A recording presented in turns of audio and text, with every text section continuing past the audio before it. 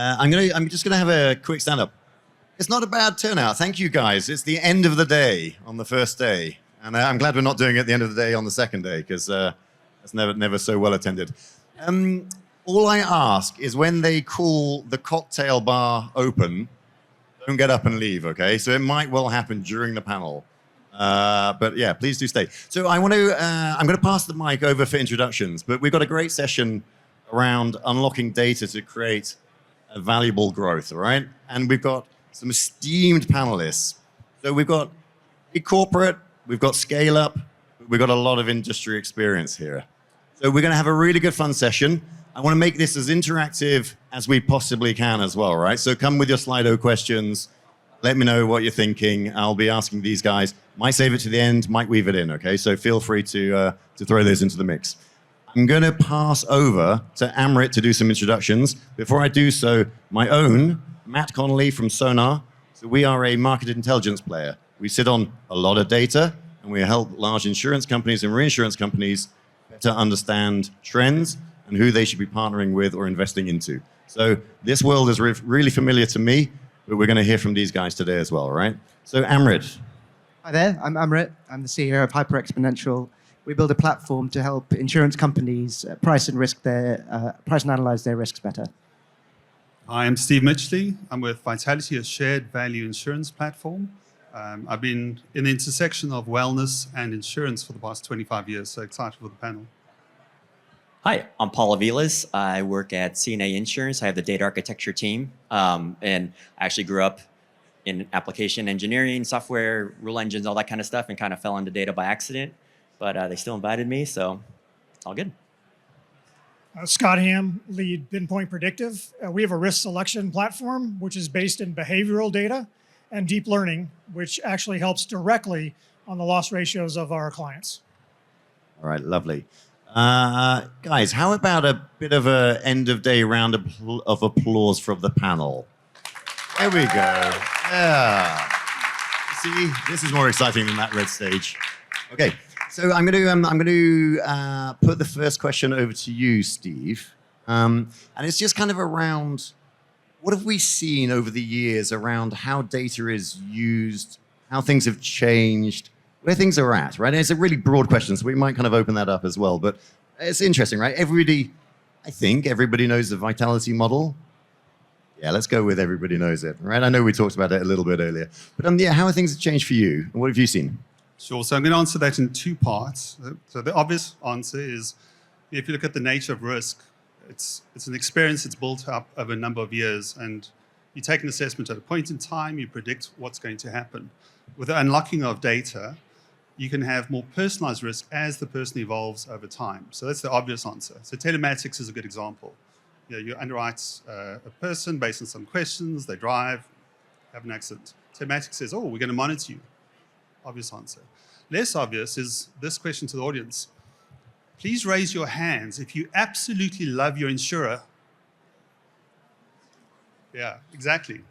So this connectivity that you have with the individual transforms the relationship, the nature of the relationship. If I've got a watch that's sponsored by my insurance, like the John Hancock Vitality program, it's not just that the fact that there's data coming through that helps understanding of your risk. It's also that I now have a very visceral connection between my exercise, the watch, and my insurer. So I think the connectivity and the data that you got, yes, you can use it for profitable growth in the sense of underwriting, in terms of understanding behavior change, but you change the nature of the relationship with that end consumer. It's no longer a grudge purchase that sits somewhere in the back file. It really is a dynamic relationship with the individual. I hear that. Truth I haven't admitted to you is I am also a Vitality customer.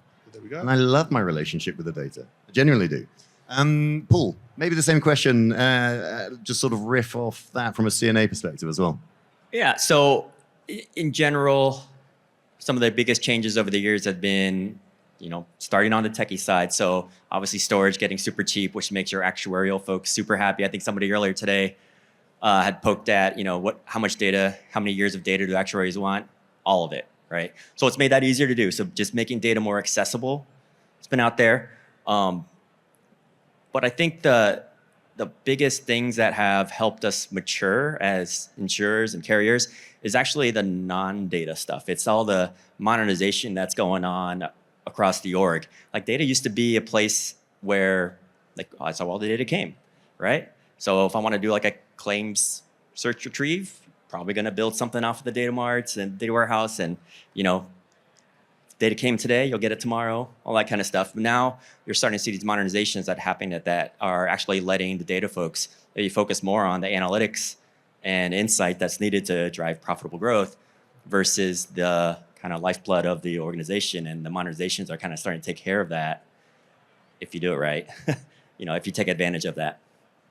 So if it's in part about the data, because you have to have the data there to be able to draw the analytics and the insight off the back of that, right? What is the data that has the most value from an innovation, from a profitable growth perspective? Scott, maybe we start at the end, and Amrit, if you want to feed off that as well. Sure. And I don't think there's one complete answer. I'm sure this whole panel could add on to what. But when you're looking at the types, there's some, Stephen mentioned, telematics is a huge area of focus for carriers. You can also look at behavioral data, which is what we focus on. Vitality focus on behavioral data. This is stuff that just hasn't been effectively utilized before. And to just add one thing on to Stephen, going for profitable growth helps all stakeholders. And that's how it should be looked at. It's not a demon to use this, but when you start looking at the Internet of Things, telematics, behavioral data, social media activity, there is so much new data out there that makes us smarter as insurance carriers. I just included myself as a carrier, and able to treat our people better, but also understand the risk profile and do better job of risk assessment. And that is what we're all out for, is not to exclude people because we have more data. It's to include more people because we can be smarter about how they come in. And that's why I know I missed probably some data points, but I think it's important that how we use it. The data continues to grow in terms of what we have access to. And then it comes down to comfort level. What's the comfort level that the carrier has or MGA has that's going to use it? You seeing a difference? I mean, there's going to be differences in that comfort level, but are you genuinely seeing most are pretty risk adverse? They've got a high tolerance to making use of that data in creative ways. Where are you seeing that on the spectrum? Yeah, being careful, knowing my audience. We're in the risk business, but we're really not inclined to take risk.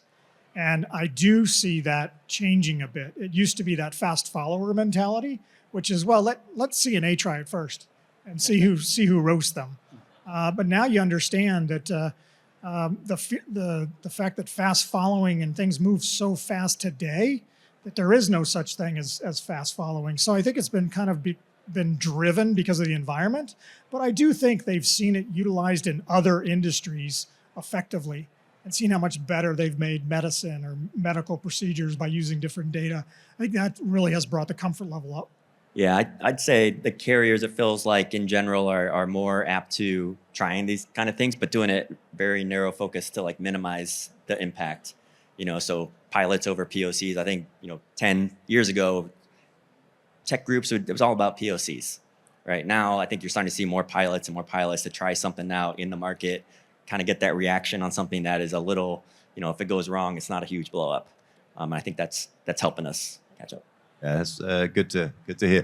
Amrit, what are your thoughts on maybe both the types of data that have value in the current market, but also like the tech that is at play to interpret that data to create the value? What changes have you seen? What's going on? Yeah, so it's very interesting. I think Scott made the very fair point that you're going to see a broad spectrum of answers here. And I think maybe I give a slightly complementary view to Scott, which is absolutely the progressive, more cutting-edge data sets are very interesting and value-driving. But I think one of the things that we've seen, we play in the pricing and rating space, is the huge amount of value that our clients are trying to unlock with their own internal data sets. So they're not as sexy, they're not as interesting. But I think if you think about a couple of things about insurance companies is kind of the economics of insurance mean that insurance companies tend to get very large and last for a very long time. And if you think about what that means for the internal data asset that our clients have accumulated, there's a couple of things. Like, it's enterprise data, so it's messy and locked in like lots and lots of systems. But also, if you look at it from another point of view, it's unique to the client. and it has a huge amount of context and relevance to their own problems. So one of the things that we're seeing very clearly is our clients working very hard to kind of make sure that any of the tools they're making, again, from our side, from an underwriting or pricing decision, are wired like deeply into their technology estates, their data estates. So, it'll be everything from the historic data they've had from the prices the policies they priced from a really long time, alongside that, slightly more advanced data sets that they're seeing right now. So how much of your time is focused on making the data less messy? Yeah, it's a good question. That's becoming increasingly easy with modern analytical techniques to kind of clean and make data better. I think what's more important is actually having a really good understanding of the context and the broader data landscape. So actually being able to work with our clients to say, well, actually, you probably have data in 20 places.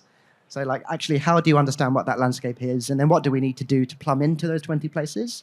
Actually, the act of cleaning that data, processing it now, the huge amounts of advancement in the open source ecosystems and the toolkits that are available to any kind of data professional now have made that much, much easier. The hard part is the act of understanding the realities of the kind of technology that our clients operate with.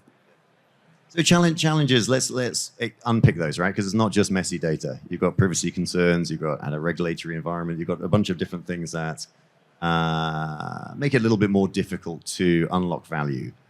Paul, what are your thoughts from a kind of, let's go big corporate, and then Steve, maybe also from a data perspective, what are the challenges in actually making use of this stuff?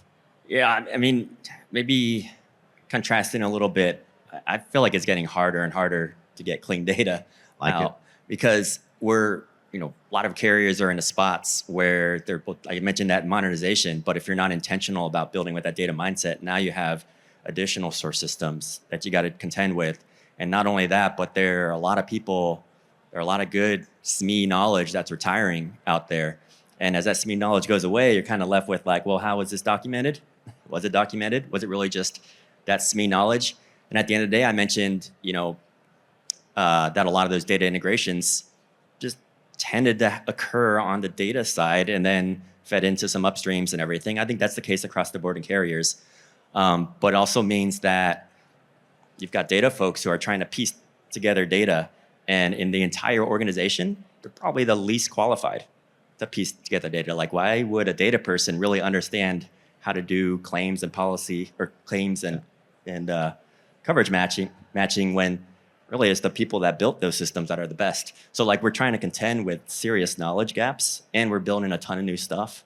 So if you don't have a solid data governance in process, in flight, and if you haven't rethought what that data governance looks like, and it's not just about writing down what the assets are in your warehouse, it's about thinking, how can we help explain what does insurance look like, to CNA, for example, and how can we influence these upstreams to start building along those lines so that we're not trying to piece everything together, because it's going to be messy without that.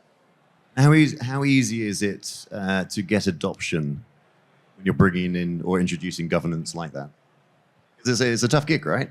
Yeah, it's a real tough gig. I've seen different approaches to it, and the best approaches I've seen are the ones that take about 3 or 4 iterations to get there.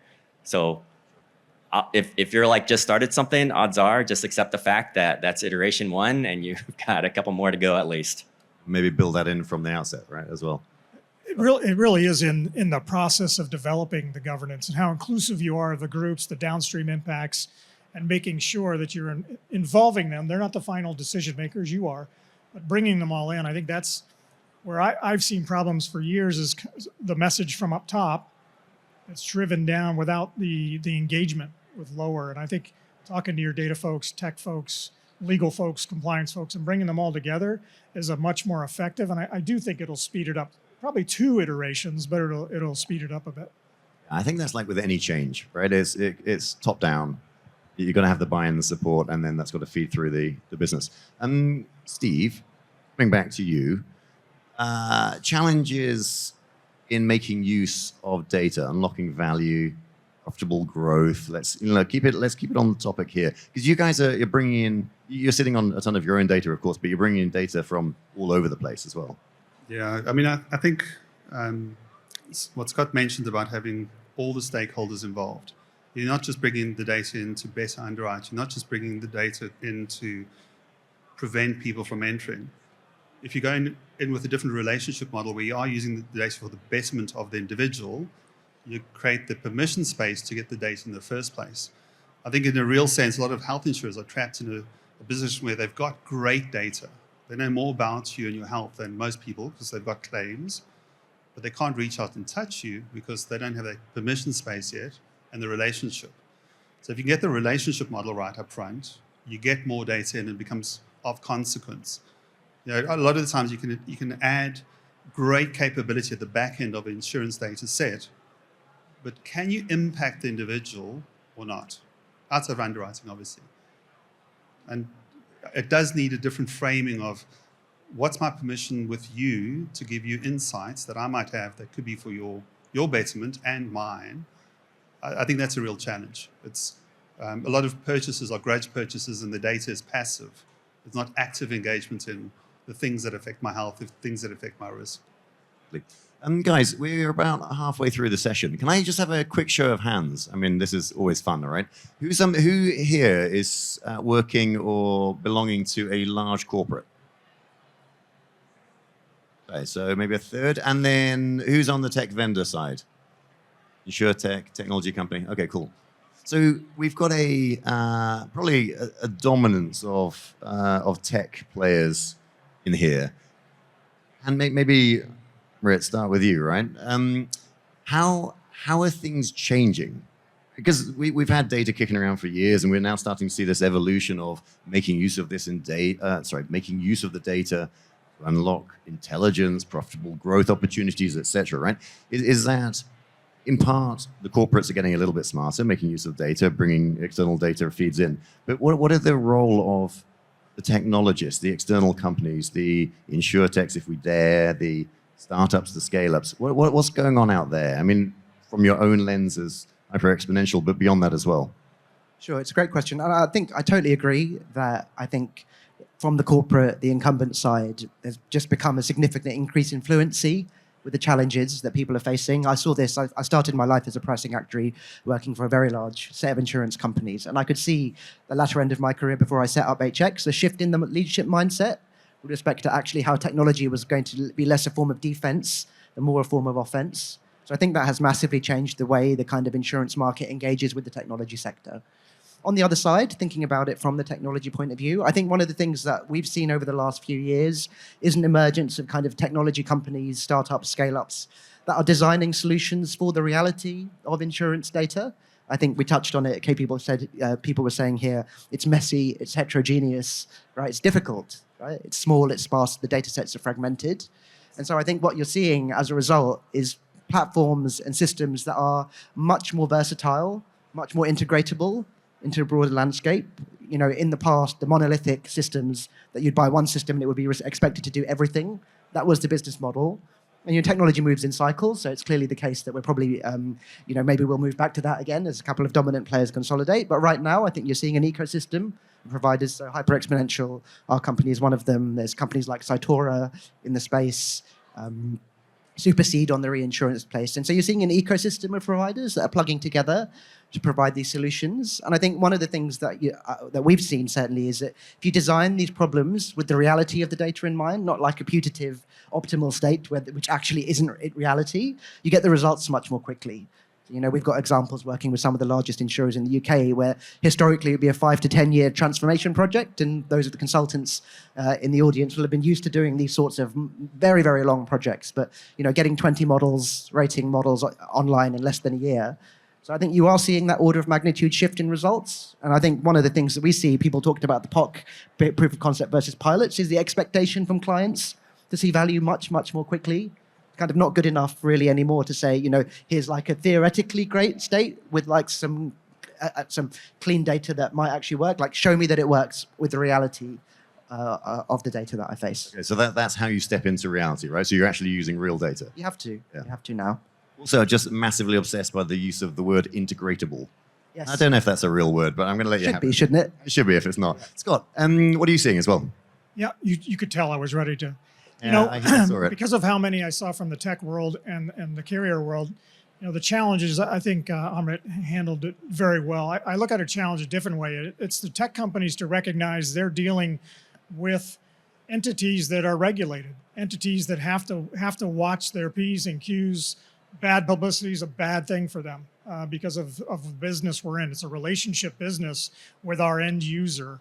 And if anything comes into play there that gets between that good experience, then bad PR is one of them. Knowing that, building your tech platform with the privacy controls, Matt, that you mentioned, but also fairness. Looking at, even if you're not playing in a regulated space, paying attention to the regulations. Where are things headed? Because no matter what, and maybe this is not true with the panel, no matter what, when you're talking to the carrier on their mind is, what are the regulators going to think? And especially when you're using new data.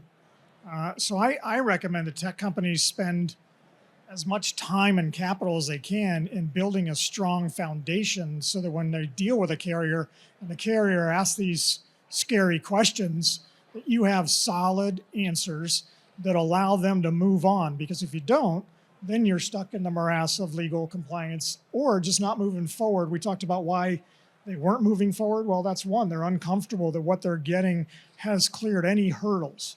So I think it's incumbent on the tech companies, not the carriers, the tech companies to build their platforms and have the necessary collateral to prove it out to the carriers. And to me, that's a no-brainer for what tech companies need to do, even though it'll cost money. Yeah, sure. Paul, I'm seeing you nodding away. Anything you'd like to add to that one? Oh yeah, just yeah. In general, if I think a lot of the insurtechs enter that perspective of like how fast can we get into a carrier space by having all those questions answered. You're working with tons of carriers. You know what all the questions are. Kind of having that in a nice clean package so that we can easily get started goes a long way. Okay. I'm going to take a question from the audience only because it's relevant before I move on. Amrit, it's directed to you, which is, you mentioned toolkits, open source solutions. Any top ones are recommended for data analysis? Oh yeah, easy answer here. The tidyverse. So Hadley Wickham is a data scientist who works for a company called Posit. I think he's done incredible work in kind of building out a whole suite of tools that reflect the reality that, I'll pick a really easy example that everyone can relate to. You probably had a file and it's got dates in them and you don't know which one is the month or the year or the day, right? The year's a little bit easier to discern depending on the number of digits. There's like huge amounts of those out there, and that would be the one that I would reach to straight away, Hadley Wickham's tidyverse. Nice. Are you invested in them or? I wish, a bit late for me. Checking. Yeah, there you go. Now, one of the things that I've thoroughly enjoyed, maybe over the last, I don't know, maybe 6 months, as a moderator on panels, right? So I've been doing this stuff for years, often with the same subject matter and often the same panelists and having the same conversation, which has really not evolved in discussion. What we're starting to see is actually some results, right? Which is really refreshing. And that genuinely, I feel it's like the last 6-9 months. So I guess the question for me, and maybe look to Steve, if you're up for this, is what success are we seeing out there? What are the good examples of insurers actually making a success of taking data, translating into intelligence, unlocking value, driving profitable growth? Are there any? There's got to be, right? Yeah, there are. Good.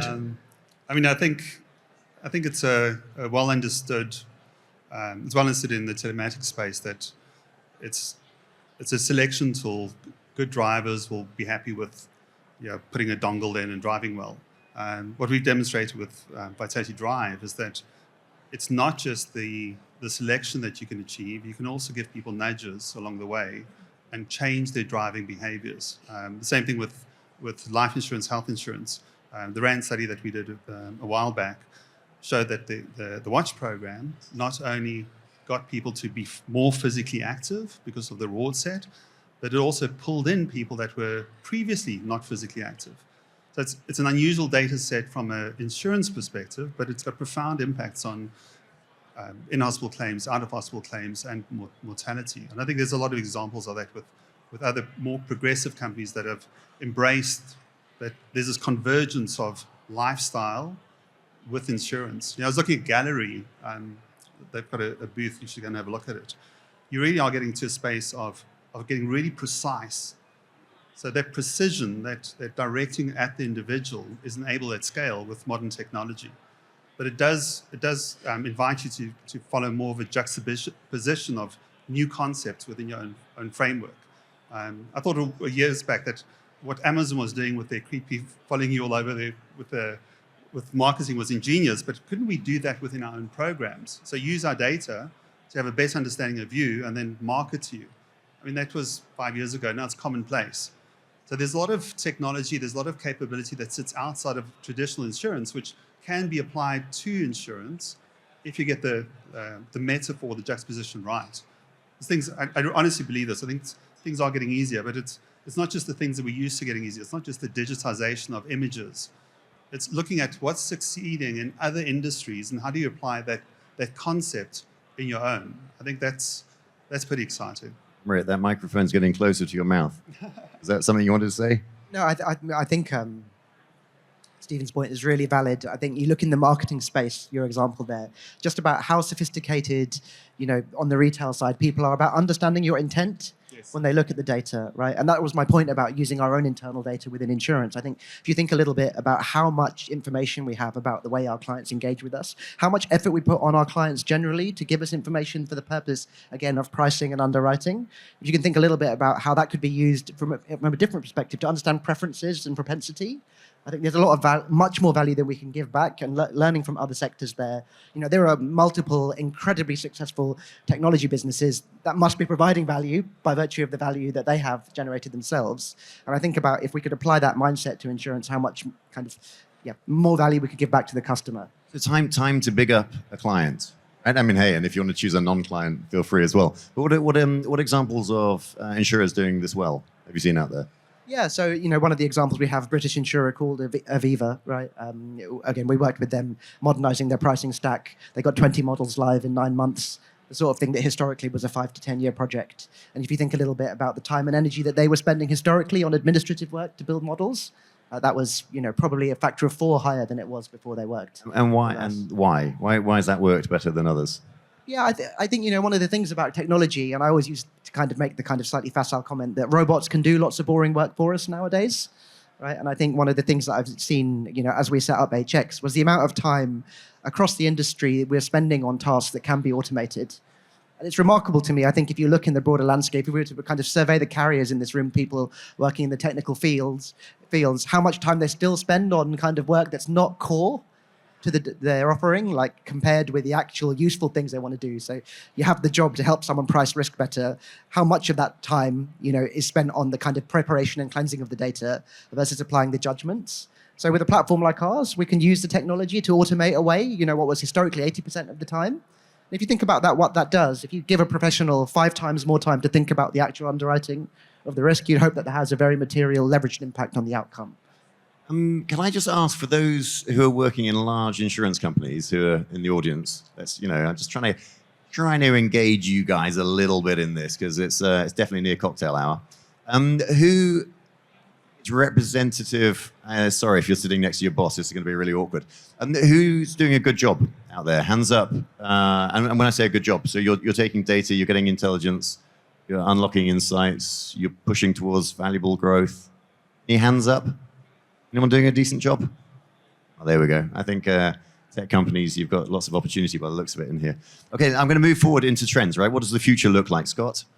I'm going to start with you on the end. Yeah, what are we going to see in the next few years, right? So we're back here next year, 12 months have passed, with the same group on the same panel talking about the same thing. Case studies will have evolved for sure.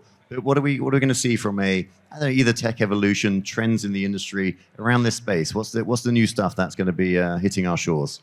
Yeah, and you took one of my words. I think you'll see more success.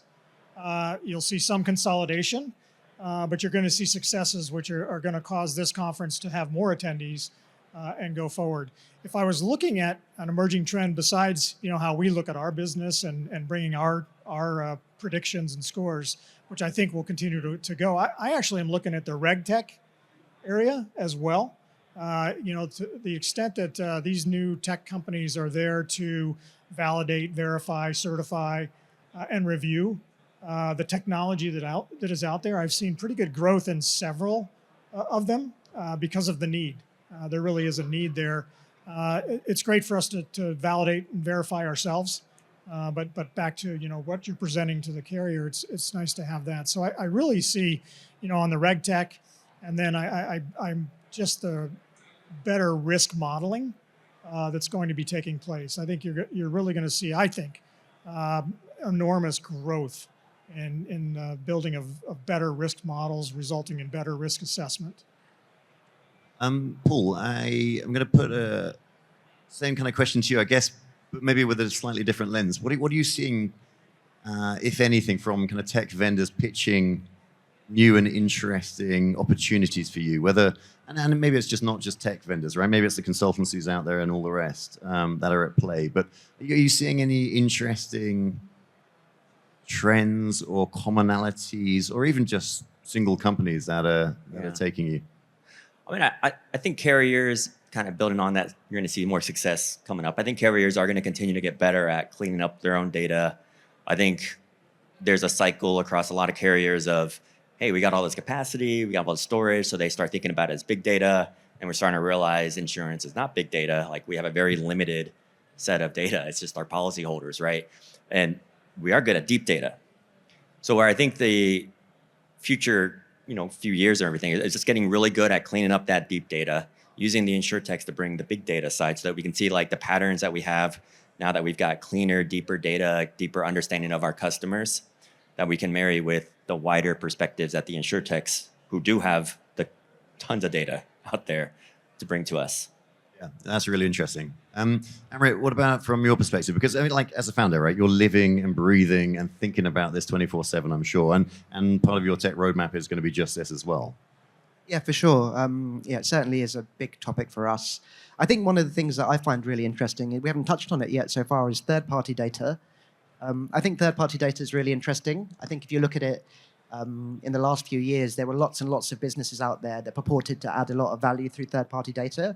And I think if you think about it, nominally, external data sets are an obviously useful thing, but the business models have been really hard. It's actually really hard to build a data business, a standalone data business. And lots of really, really great businesses that kind of surfaced in the last few years haven't made it through.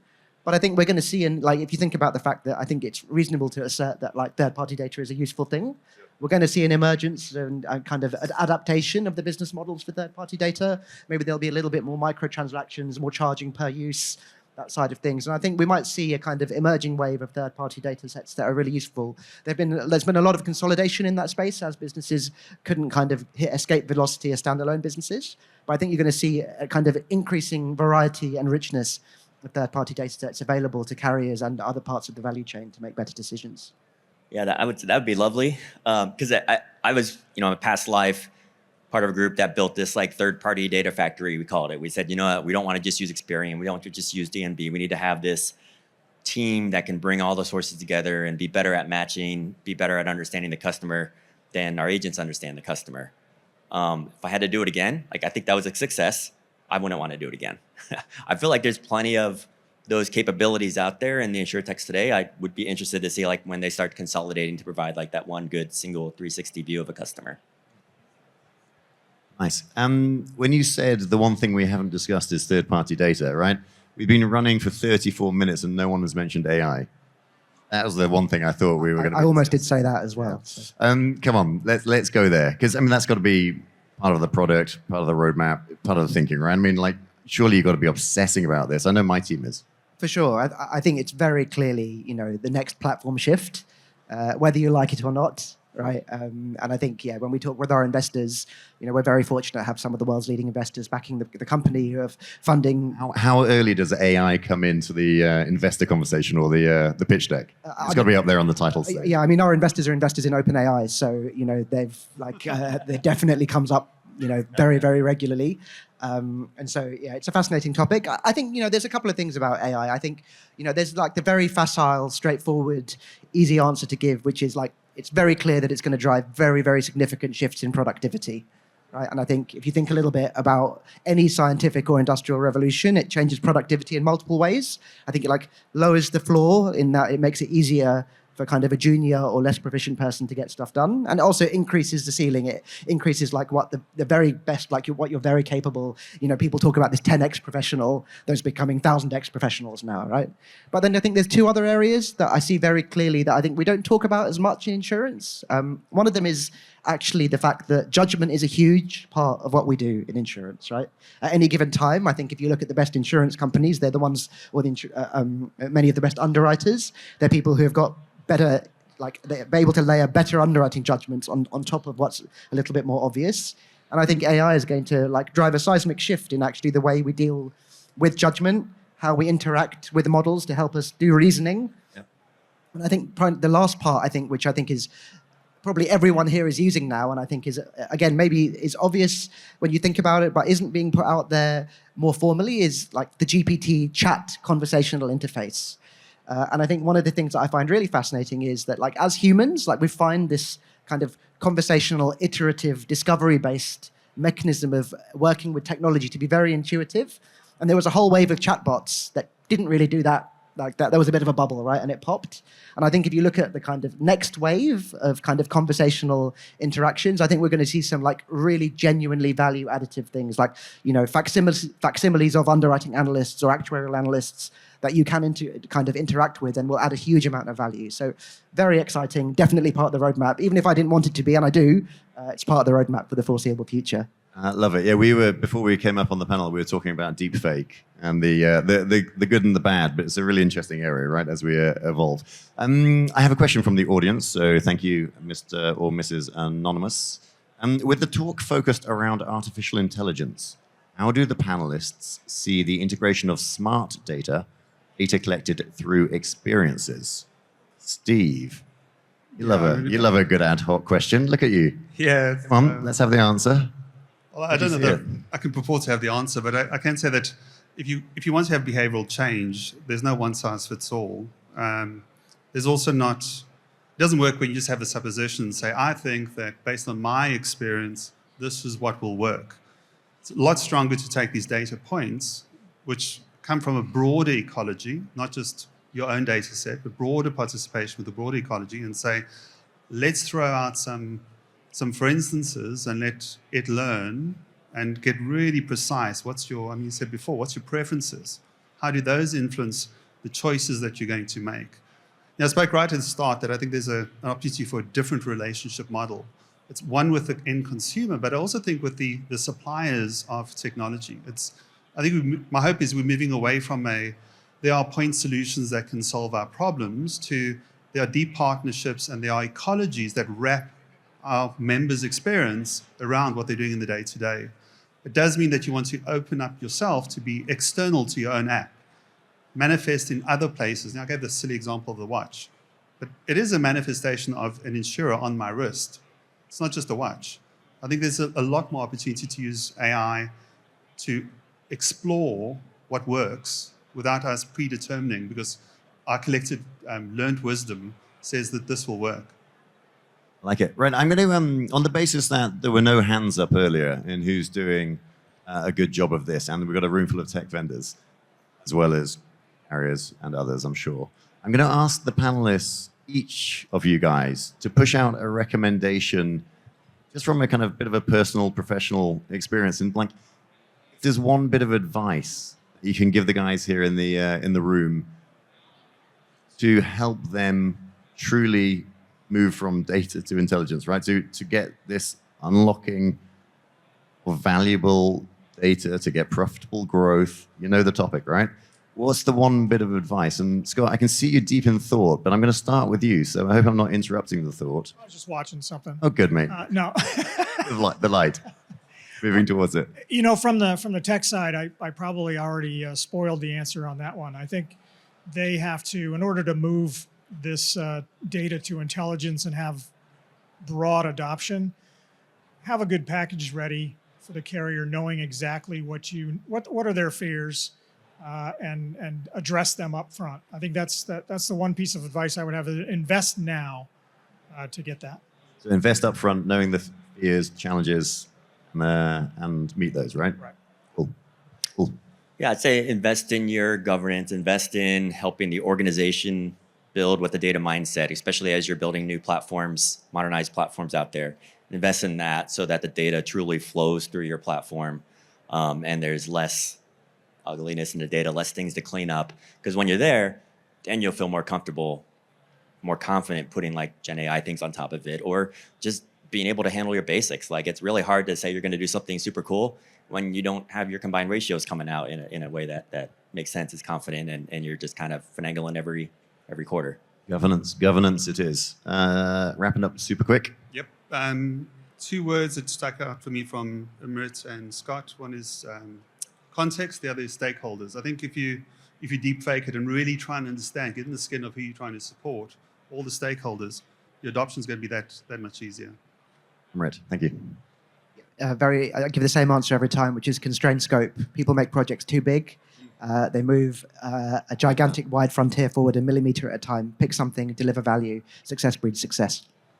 Listen to that. Ladies and gents, thank you. Panelists, thank you. A round of applause for these guys, and cocktail hour begins.